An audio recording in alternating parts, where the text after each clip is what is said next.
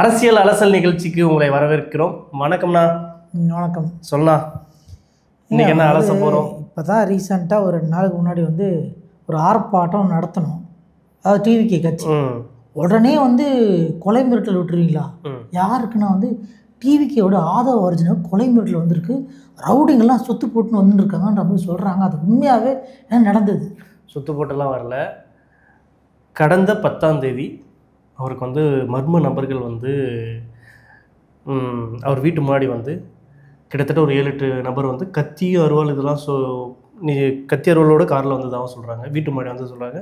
இவங்க போய் யாருன்னு கேட்டதுக்கு எதுவுமே சொல்லலையா. அப்புறம் இன்னொரு தடவையும் போய் கேட்டிருக்காரு, யாரும் எதுவுமே சொல்லலையா. கார் முன்னாடி திமுக ஒடி பறந்துட்டு இருந்துச்சா.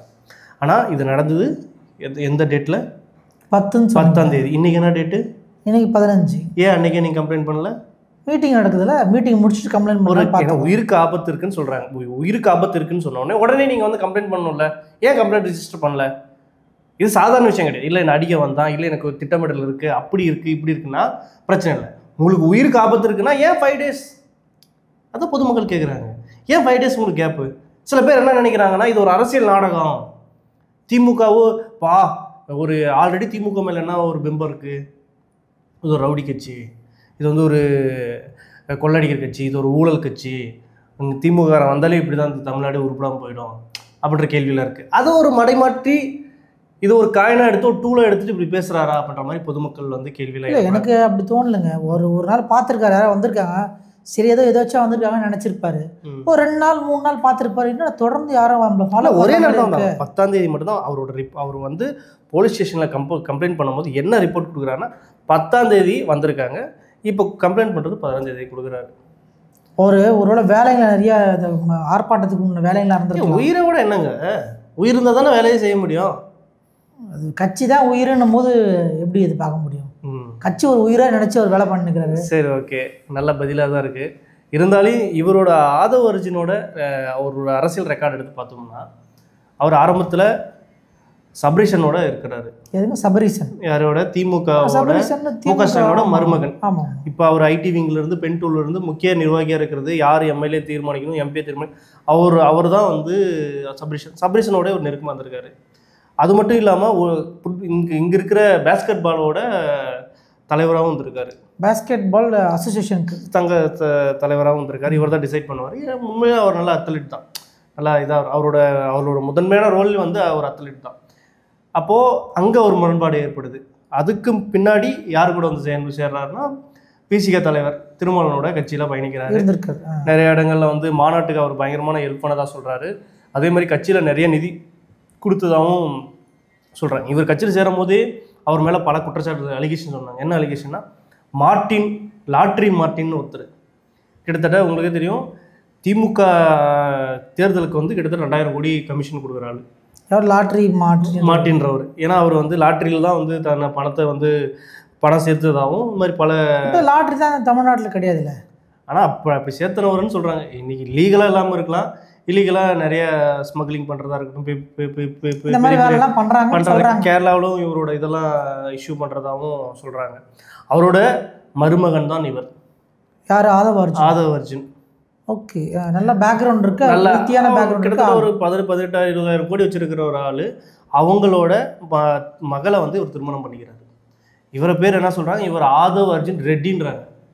இவர் தமிழர் கூட கிடையாது, இவர் தமிழ்நாட்டை சேர்ந்தவர் கிடையாது, இவர் ஆதவ அர்ஜுன் ரெட்டி அப்படின்ற மாதிரி. இல்லை, இப்போ நீங்கள் என்ன சொல்கிறீங்கன்னா, தமிழ்நாட்டை சேர்ந்தவங்க தான் தமிழ்நாட்டில் இருக்கணும், கட்சி இருக்கணும், அவங்க தான் ஆளணும்னு சொல்றீங்களா? இதுக்கு முன்னாடி ஹிஸ்ட்ரியில் தமிழ்நாட்டில் இருக்கவங்க தான் தமிழர்கள் தான் ஆனாங்க. ஏன் அப்போ அந்த ரெட்டியை பற்றி இல்லை, இயல்பாகவே மக்கள் பேசுறது இந்த மாதிரியான விமர்சனத்தை வைக்கிறாங்க.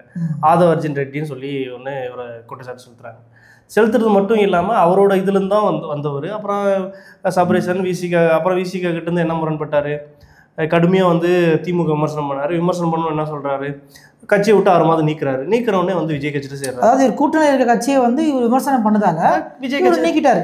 நீக்கல, இடைநீக்கம் பண்ணியிருக்காரு, 6 மாதம் சஸ்பெண்ட் பண்ணியிருக்காரு. உடனே ஒரு இல்லை செட் ஆகாதுன்னு சொல்லிட்டு விஜய் கட்சியில் சேர்றாரு. அதே மாதிரி இந்த தாவேக்களை யார் கொஞ்சம் அக்ரெசிவாக பேசுவாங்கன்னா, இவங்க பெமிலியரான பேச யார் கட்சியில் தாவேக்கால? புஷி ஆனந்த், அப்புறம் இப்போ ஆதவர்ஜுன் இருக்காரு. அப்புறம் இதுக்கு IPS, முன்னாடி IAS இவர் ஆதவர்ஜுன் வர முன்னாடி யாரு ஃபெமிலியர் பேஸ்? எனக்கு விஜய் தாங்க தெரியும். விஜய் விட்டா எனக்கு வேற யாரும் தெரியும். யாரும் கிடையாது. ஃபெமிலியர் பேஸ்க்கு புஷி ஆனந்த் மட்டும் தான் ஃபெமிலியர் பேஸ்.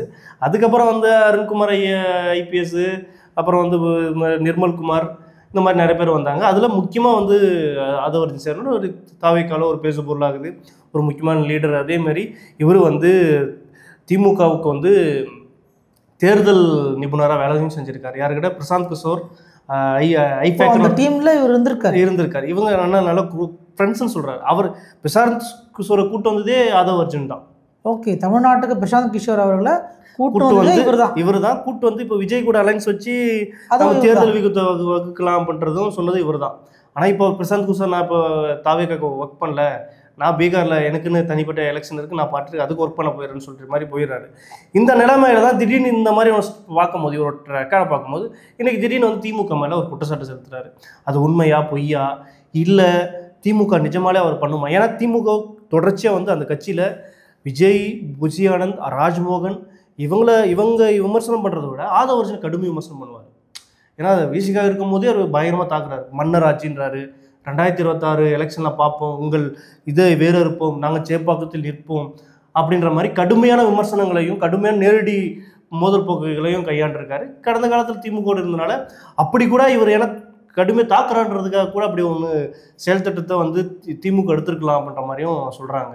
நம்ம எது யாருன்னா சொல்கிறாங்களோ, ஆனால் ஒரு உயிருக்கு ஆபத்தான நிலையை வந்து கண்டிப்பாக ஒரு லேட்டாக வந்து சொன்னாலும் அதுக்கு முன்னாடி நடவடிக்கை அவங்க எடுத்து தான் ஆகணும். கண்டிப்பாக அப்படி ஏன்னா ஒரு இடத்துல இருக்காரு, அவருக்கு உயிருக்கு பயந்து போது சொல்கிறாரு, அந்த புகாரை எடுத்து கண்டிப்பாக அவருக்கு வந்து எந்த ஒரு பிரச்சனையும் இல்லாமல் பார்த்துக்கணும். கண்டிப்பாக அதை பொறுத்து தான் பார்க்கணும். ஏன்னா யார் உயிருக்கு ஆபத்து இருந்தாலும் அது என்ன மாதிரி அலிகேஷன் சொன்னாலும் நாம் போய் அதை பார்த்துட்டு அவருக்கு, ஏன்னா ஒரு முக்கியமான பொறுப்பில் இருக்கார், ஒரு அரசியல் ஆளுமையில் இருக்கார். கடந்த காலத்தில் கூட பார்த்தீங்கன்னா ஆம்ஸ்ட்ராங் இப்படி தான் வெட்டி கொண்டாங்க. இவருக்கு ஒரு உயிர் ஆபத்துன்னும் போது போலீஸ் அதுக்கு சரியான விசாரணை ஏற்படுத்தி அது என்ன நிஜம், யார் திமுக மற்ற கட்சிக்காரா அப்படின்றத நடவடிக்கை எடுத்து அவர் கொடுத்த அலிகேஷனில் வாபஸ் வாங்கணும். ரீசெண்டாக வாய்ஸ் ஆஃப் காமன்ஸ்னு ஒரு ஆஃபீஸ் வந்து ஐடி விங்கெல்லாம் ஓப்பன் பண்ண பல்வேறு கட்சிகளோட ஐடி விங். ஏன்னா இப்போ இந்த வருடத்தில் எனக்கு 2 வருடத்தில் அரசியலில் பேசும்போது முக்கியமான நபராக இருந்து ஆதவர்ஜுன் இருக்கார். யாரை எடுத்தாலும் ஆதவர்ஜுன்ற அளவுக்கு இருக்கார். மாநாட்டில் கூட நிறைய விஷயத்தை கட்டமைச்சார். அப்போது இவருக்கு ஒரு உயிர் ஆபத்துனா கண்டிப்பாக போலீஸ் அதுக்கான விஷயங்களை எடுத்து இவர் எதிர்கட்சியாக இருக்கார், திமுக சைடாக தாவேக்கால் இருக்கான்னு சொல்லிட்டு அலட்சியமாக இல்லாமல் அவருக்கு கொடுத்த நடவடிக்கை துரிதமாக எடுத்து அதை யார் கண்டுபிடிச்சி அவங்களுக்கு தண்டனை வாங்கணுன்றது தான் என்னோட பார்வையாக இருக்குது. மற்றொரு பகுதியில் சந்திப்போம். நன்றி, வணக்கம்.